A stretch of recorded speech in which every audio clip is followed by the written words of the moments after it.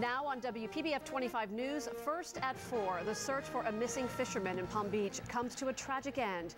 What he did that likely sealed his fate. Then new details in the Palm Beach Zoo animal thefts. The surprising reason the suspected thieves may have taken 4 monkeys and a parrot. And could the Lake Worth Lagoon muck monster mean big bucks for the local economy? Which city is trying to cash in on the urban legend? You're watching the fastest growing local news station. This is WPBF 25 News, first at 4.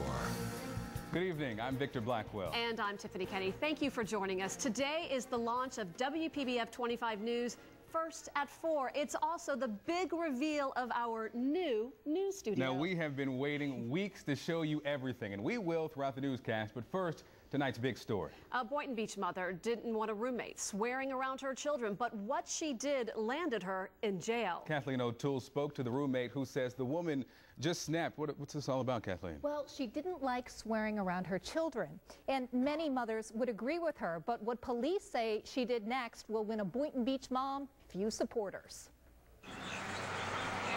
Cody Rognetta is clearly the kind of guy who doesn't mind a swear word or two. What's tattooed on his left arm is not appropriate for TV, but what he did Sunday set a mother off. Banging on my door. Yeah, I cursed. I mean, I guess I shouldn't have been cursing at the kids, but you should see what she does. She's Frannica Lane, Rognetta's roommate. Police arrested the 29-year-old mother after his cursing sent Lane into a rage. She had her finger in my face, and I thought it was just her finger. And then when I seen the side profile, it was a knife. And that's when I closed the door and locked the door. Lane was reportedly belligerent and intoxicated when Boynton Beach police arrived just minutes later. The cop said, you know, you could have used deadly force. I said, but that's not me. I have a knife on me, you know what I mean, for protection, but she's a woman. And Lane is no stranger to the Palm Beach County Jail. She's been booked in here 7 additional times since the year 2000. Everything from criminal mischief, grand theft, even child neglect. The child neglect arrest came in 2004 when Lane was accused of leaving her children alone in a car. And that's when I saw the 2 little children out there with the police. Neighbors were surprised by the ruckus. I've already been pretty quiet over there. I hadn't seen no violence over there. And Rognetta's happy he didn't fight back. She's a bigger girl than me. And for one, I'm not going to fight her, you know what I mean? And that's not going to solve nothing. I see my mom and my dad fight all their lives, and he go to jail every time. And plus, I don't fight women. Lane is being held in the Palm Beach County Jail tonight on a $10,000 bond. Kathleen O'Toole, WPBF 25 News. Friends are remembering 2 Treasure Coast siblings killed in a tragic car accident. The group was on their way home early Saturday morning after a late-night party. Jim Abbott is live at a gathering in Port St. Lucie that just started. Jim. Yeah, Victor, friends started gathering here at the home of Brenda Garcia about an hour ago, and as you can see, friends are still rolling up here this afternoon to console each other, tell some stories, and remember Christian and Elizabeth Acosta, who died in the wee hours of early Saturday morning down in Margate. The 2 and 4 others were traveling in an SUV, celebrating the birthday of one of the 6 who was in the group. They were coming home from a club, and Christian was driving. Apparently, didn't negotiate a turn, hit the curb in the median, and the SUV flipped over. Christian and Elizabeth and another young woman all died.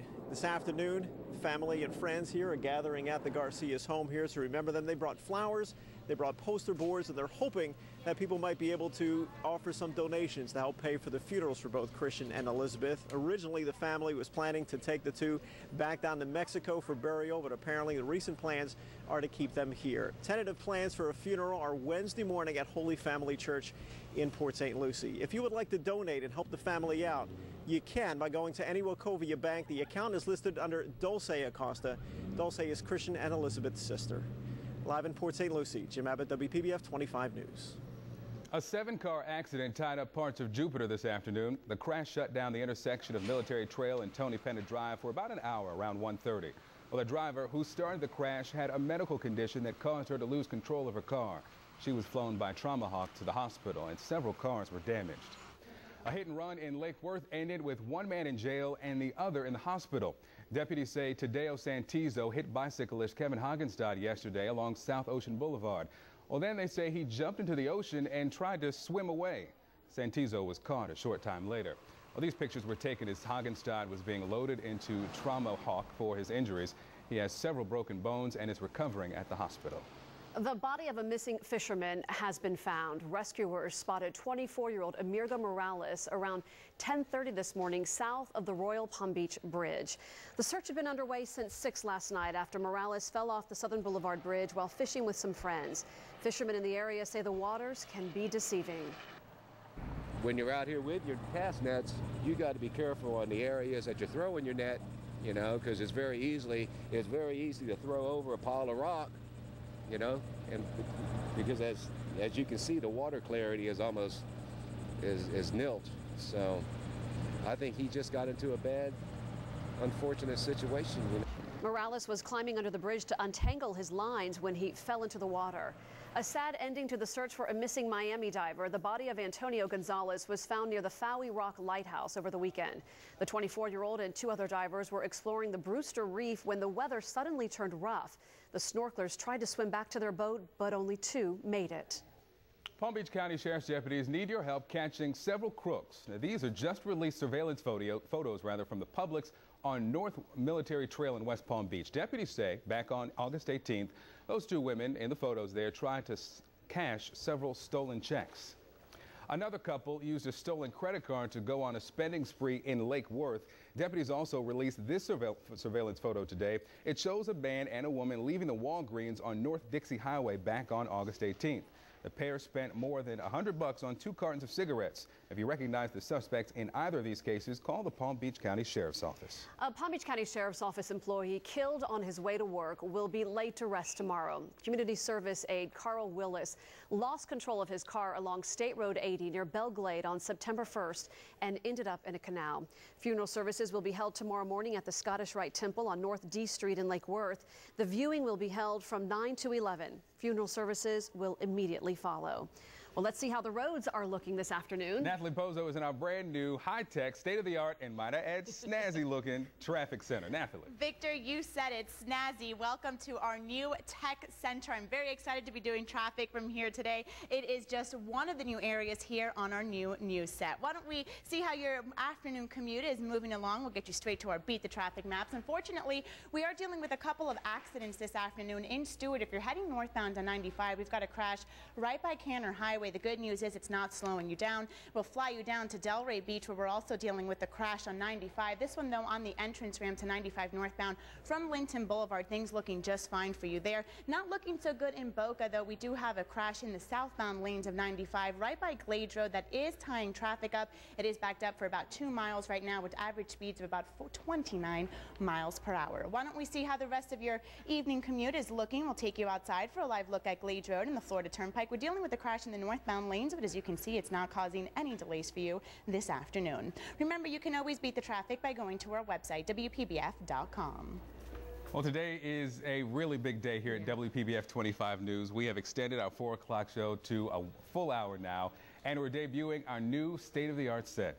Isn't it gorgeous? It is indeed. The design project has been in the works for more than a year. Crews of dozens have been working round the clock for more than 6 weeks, tearing down the old and building the new. We completely rewired the set with hundreds of feet of cable, and in the end, the result was worth every second of it. Now, what you don't get in that video are the paint fumes and the sawdust and all that came with it, but it is absolutely worth it now that we are here. It is a beautiful place to deliver the news, and we have so many different features, all the bells and whistles that we've been talking about. And we're going to tell you about all of those new details throughout this newscast. All right, we will get to those in just a moment. Now, new details in the animal heist from the Palm Beach Zoo. The surprising reason the suspected thieves may have taken 4 monkeys. It's been 1 year since the financial meltdown started on Wall Street, why President Obama is warning there will not be another bailout. And Victor, weather-wise, not bad across South Florida today. Lots of sunshine, just a couple of showers showing up on our First Alert Doppler radar. I'm Mike Lyons in the snazzy, brand new First Alert Weather Center. My forecasts coming up. Snazzy is definitely a good word. Here's another look at our brand new state-of-the-art studio. You're watching WPBF 25 News, the fastest growing local news station.